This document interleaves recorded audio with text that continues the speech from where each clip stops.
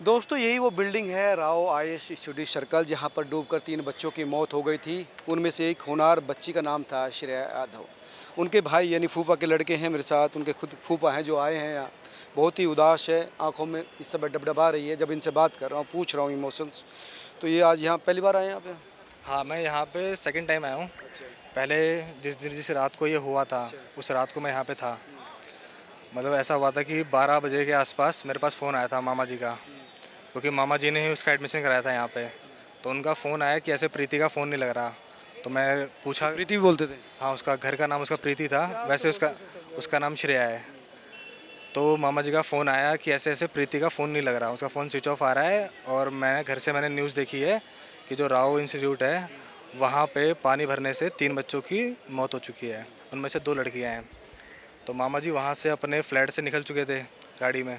मतलब दिल्ली में रहते थे वो भी? वो गाज़ियाबाद रहते हैं। अच्छा। वो गाज़ियाबाद रहते हैं। मतलब मामा जी उनके चाचा है? मतलब उनके उनके चाचा हैं।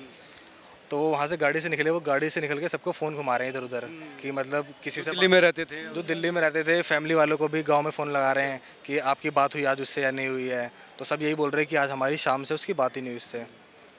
तो वो सबसे पहले मेरे को बोला कि उसका फ़ोन तो लग नहीं रहा, मैं एक काम कर रहा हूँ, मैं उसके पीजी जा रहा हूँ। तो पीजी पापा जी ने ही दिलाया था उसको, पीजी यहाँ पे सब कुछ शिफ्ट कराया था यहाँ पे।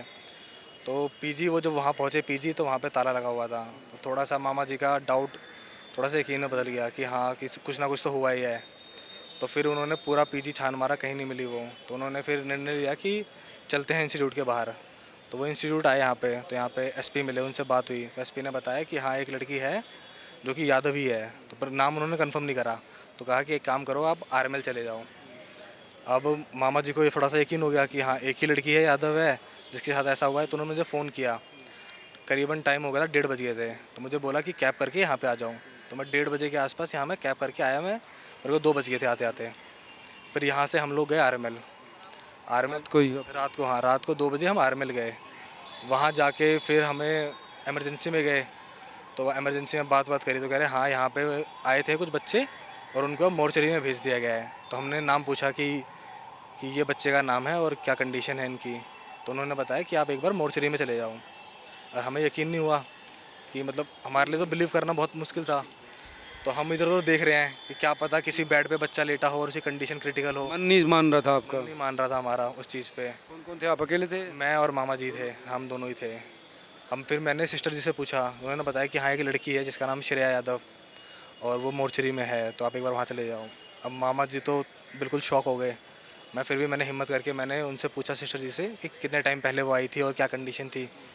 तो उन्होंने बताया कि वो 1 घंटे पहले आई थी और वो जब वो आई थी तो वो डेड थी यहाँ पे। फिर हम वहाँ से हम लोग गए मोर्चरी में। तो हमने सोचा चल के एक बार तसल्ली कर लेते कि हमारा ही बच्चा है या नहीं। तो हम किसी दो दो का नाम? हाँ कि नाम में क्या पता कन्फ्यूज़न हो गई हो। तो हम मोर्चरी में गए तो मोर्चरी वालों ने मना कर दिया कि हम आपको बॉडी नहीं दिखा सकते, रात का टाइम 2 बज चुके हैं, आप सुबह आना। हमने उनको बोला कि मतलब आप दिखा दो, हम कम से कम कंफर्म कर ले कि हमारे पास फ़ोन आए जा रहे हैं। उन्होंने फिर भी हमें बॉडी नहीं दिखाई। उन्होंने बोला आप सुबह आना, नहीं तो क्या बोलते हैं बॉडी के ऊपर आप फिंगरप्रिंट वगैरह छोड़ दोगे तो हमें दिक्कत होगी। हमारे पास कोई ऑप्शन था नहीं। तो हम जाके हम गाड़ी में बैठ गए अपना आराम से। फिर बाकी जो इनके रिश्तेदार हैं, इनके मौसा जी वगैरह, उनकी फैमिली से भी लोग आ गए यहाँ पे। वो भी बुराड़ी रहते हैं, वो लोग भी रात में आ गए 2:30-3 बजे के आसपास।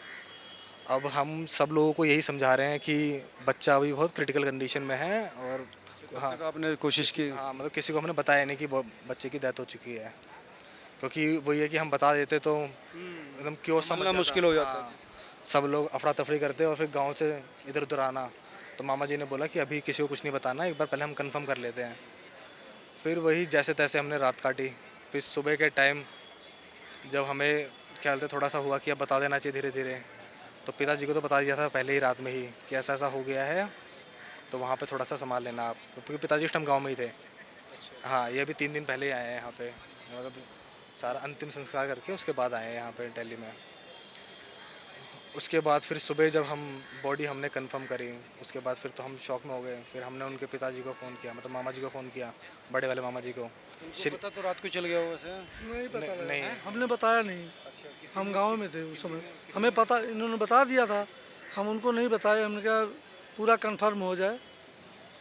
और फिर उसके बाद फिर जब कंफर्म हो गया कि हाँ कि क्या बोलते हैं हमारा ही बच्चा है, उसके बाद तो फिर वही कि किसी से अपना संभाला नहीं जा रहा। मामा जी भी बहुत ज़्यादा ही अनस्टेबल हो गए थे। इकलौती बेटी थी। इकलौती बेटी थी। फिर जो उनकी मदर का था, उनको वो यही कह रही थी कि मेरे को रात से ही मेरे को यकीन हो रहा था कि मतलब कुछ ना कुछ दिक्कत है, ये लोग छुपा रहे हैं हमसे। फिर धीरे धीरे हमने सब लोगों को कंफर्म करना स्टार्ट करा।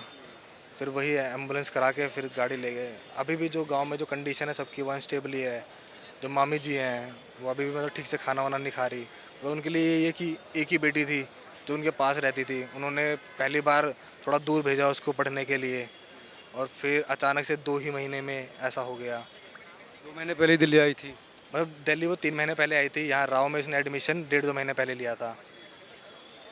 आपके साथ की होगी तो क्या किस तरह की थी आदतें, क्या सोचती थी, क्या करना चाहती थी? उसका जो बिहेवियर था सबके साथ, वो सबके साथ बहुत अच्छा बिहेवियर था।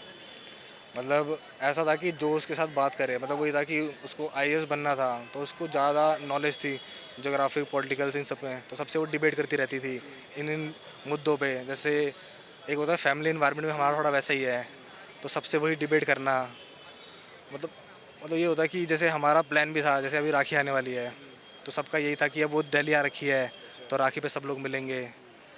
लेकिन फिर ये हादसा हो गया, तो फिर आप लोग जब भाई बहन मिलते थे तो डिबेट करते थे आप? हाँ, हम आपस में मतलब यही हमारी डिबेट होती थी कि राजनीति की इशू पे? राजनीति की इशू पे ज़्यादातर हमारी पॉलिटिक्स पे होती थी कि ये चीज़ें क्यों ऐसी चल रही है, इसमें क्या क्या हमें चीज़ें हम चेंज कर सकते हैं खुद। सपना अधूरा रह गया उस बच्ची का।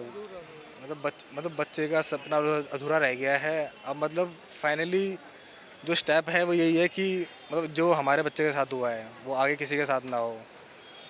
तो मतलब गवर्नमेंट से हमारी एक ही अपील है कि मतलब जो अब हो चुका है मतलब ये दोबारा रिपीट ना हो।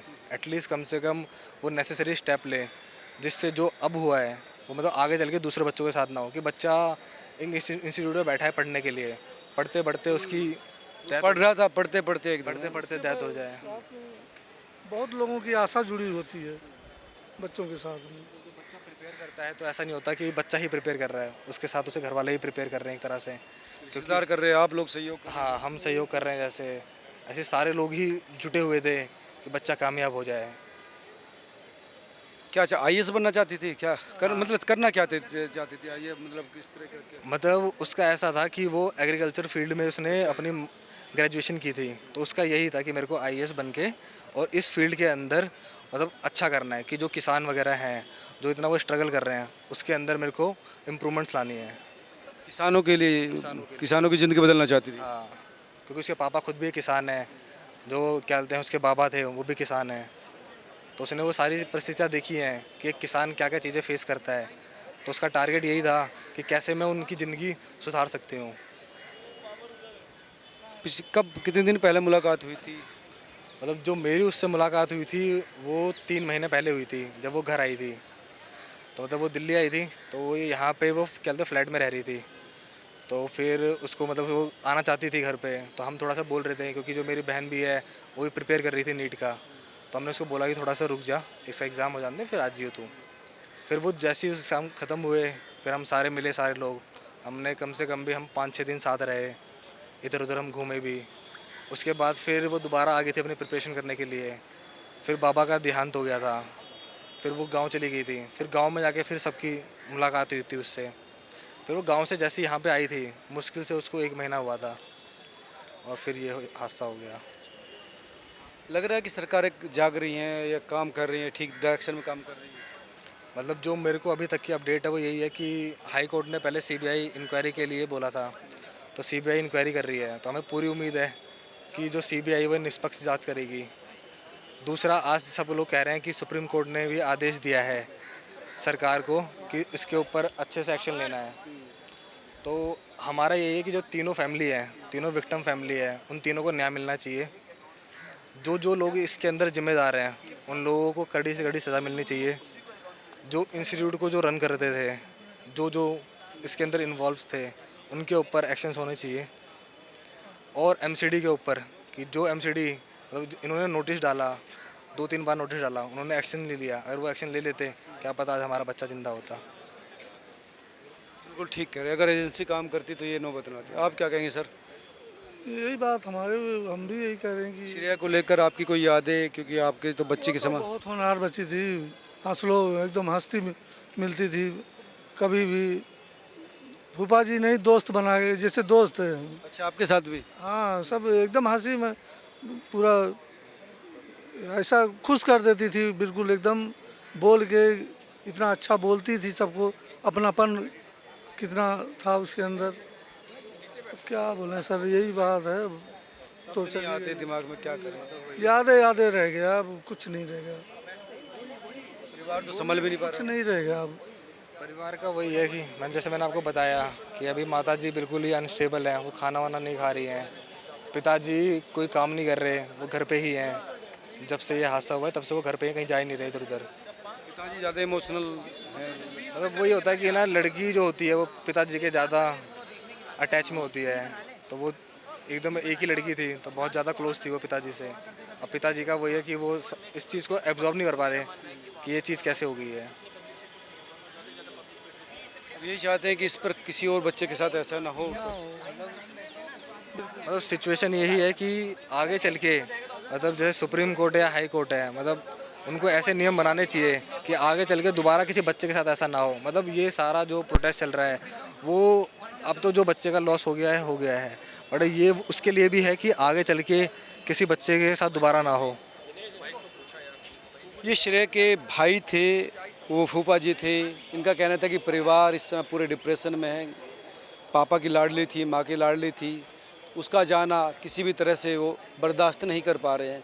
बस एक उम्मीद ये है कि भविष्य में कोई और श्रेय यादव ना बने, कोई और बच्चा इस तरह से बेमौत ना बाहर आ जाए। कम से कम ये सरकार इतना तो सबक ले, चीज़ें बदले।